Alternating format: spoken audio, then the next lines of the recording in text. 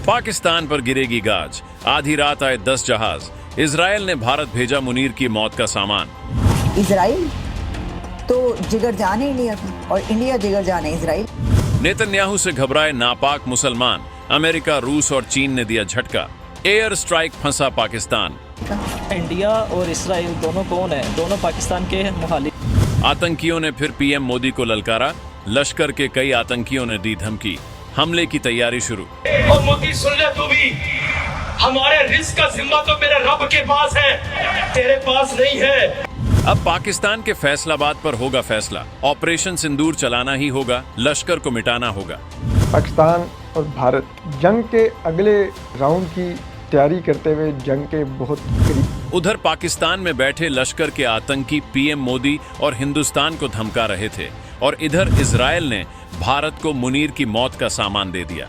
Netanyahu से पाकिस्तान के नापाक मुसलमान घबराए हुए हैं। अमेरिका, रूस और चीन ने भी ऐसे मामले पर लात मारी है कि पाकिस्तान अब कहीं का नहीं रह जाएगा। एयर स्ट्राइक करके पाकिस्तान बुरी तरह फंस गया है। शहबाज और मुनीर के आखिरी दिन करीब आ चुके हैं। पाकिस्तान को मिट्टी में मिलाना ही होगा। सिंदूर जैसा ऑपरेशन हर रोज चलाना होगा, क्योंकि हिंदुस्तानी सेना के डर से बिल में घुसे आतंकी अब फिर से बिलबिलाने लगे हैं। एक खबर से पाकिस्तान में हड़कंप मच गया है। तालिबान पर एयर स्ट्राइक करना पाकिस्तान पर बहुत भारी पड़ गया है। पाकिस्तान जानता है कि वो तालिबान को भी नहीं हरा सकता। तालिबान ने अपना वादा पूरा किया है और ऐसी आग लगाई है कि पाकिस्तानी सेना सर पे पैर रखकर भाग गई।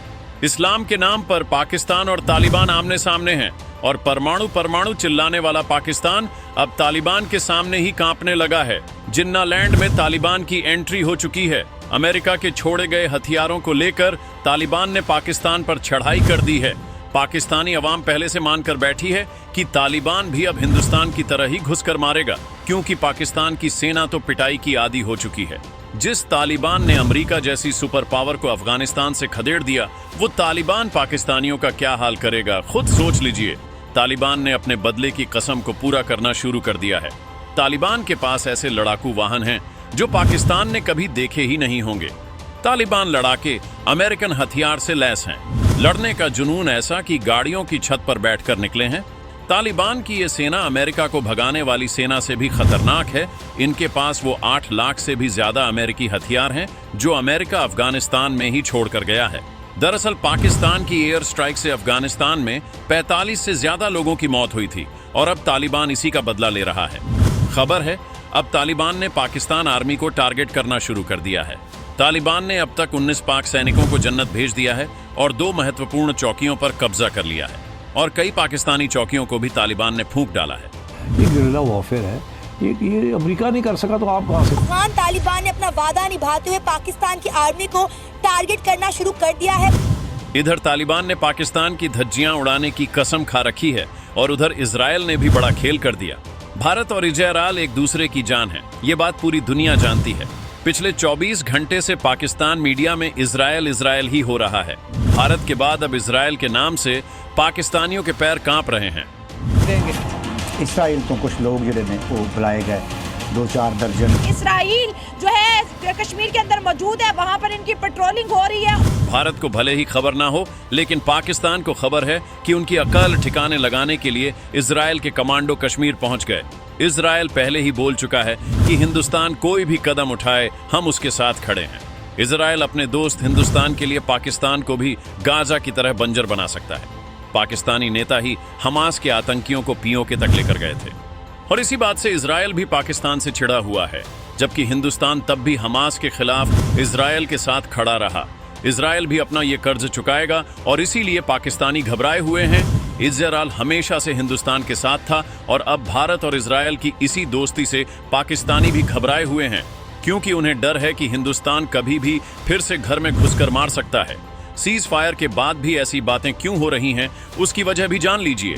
मोदी ने ये कहा है कि अभी ऑपरेशन सिंदूर जारी है, मुस्तकबिल में हम पाकिस्तान को एक सरप्राइज देने वाले। ऑपरेशन सिंदूर है, उसमें अभी पॉज आया है, वो खत्म नहीं हुआ। दरअसल पाकिस्तान के आतंकी एक बार फिर बिल से बाहर आने लगे हैं, हिंदुस्तान को धमकाने लगे हैं, पीएम मोदी को ललकारने लगे हैं। नरेंद्र मोदी तो इन जवानों को धमकी देता है, इंशाअल्लाह दिल्ली में यही नौजवान रहेंगे। लश्कर का ये आतंकी पूरी फौज लेकर मंच पर ज्ञान देने में लगा है। पाकिस्तानी मान रहे हैं कि भारत एक बार फिर से उन्हें धुआं बनाएगा, क्योंकि आतंकी तो अभी बाकी है, जिनका सफाया भी हिंदुस्तान को ही करना है। लश्कर के कई आतंकियों का चेहरा मार्क कर लिया गया है। ये सारे ही आतंकी फैसलाबाद में मीटिंग करके जनता को भड़काने में लगे हैं।